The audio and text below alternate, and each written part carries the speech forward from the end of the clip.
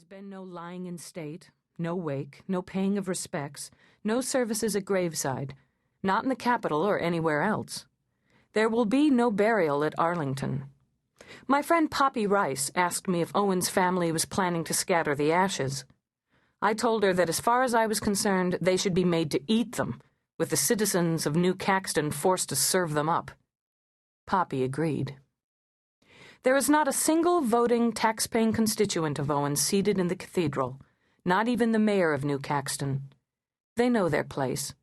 They are servants, riffraff. I envision the mayor back home on Main Street passing out cups of Jonestown Kool-Aid and all the people lining up, welcoming their punishment like the good soldiers they are. Myron says, "That singer is sensational, isn't she?" She is a famous diva. But I'm no longer surprised at Myron Harper's provincial exclamations when he's out of his milieu. He's a fiduciary. He thinks he's more than that, as all fiduciaries do. When he's negotiating a contract, he's authoritative, arrogant, a bully. When he's looking to acquire a writer, his charm is such that he'll slide you right into his back pocket without your feeling the maneuver at all. That's how he convinced Owen Hall to consider him when he was ready to produce a book. Now he has to pretend he's mourning the congressman, rather than the lost 15% of what could have been a trove. I introduced them the night Owen showed up in New York at a cocktail party given each year by the Literary Guild for certain publishers, editors, agents, and writers. Everyone in the publishing world who is not invited, and lately many in the movie business also uninvited, crash it.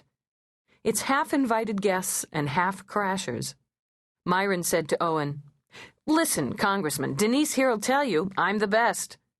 When I picked up Myron at the airport, he told me Owen had actually contacted him. He'd signed an agreement with Myron to produce a book about the success of his liberal policies, formerly known as women's issues. At first I thought Owen must have been trying to divert attention from himself, but then I realized it was to direct attention toward him, because he would be better protected from controversy if he were in the limelight looking noble, a plan that was imploding as he lay dying. Myron may be the best, but he doesn't know how to act outside his dissolute world. I said to Poppy once, "Myron really does need to be socialized." And she said, "But if he were, considering all you've said, it means he wouldn't be an effective agent, right?" Absolutely right. With the hymn sung, the clergyman or bishop or whatever he's called begins going on and on about Owen's untimely death. The man puts great emphasis on the word untimely. "Cut down in his prime, at the height of triumphs wherein he'd begun to erase the line between the worthy poor and the unworthy poor. This untimely tragedy cuts deeply into all of us who care about the invisible but oppressed poor."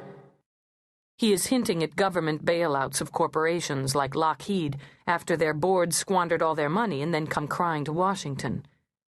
But he is talking about Owen, who cared about poor children.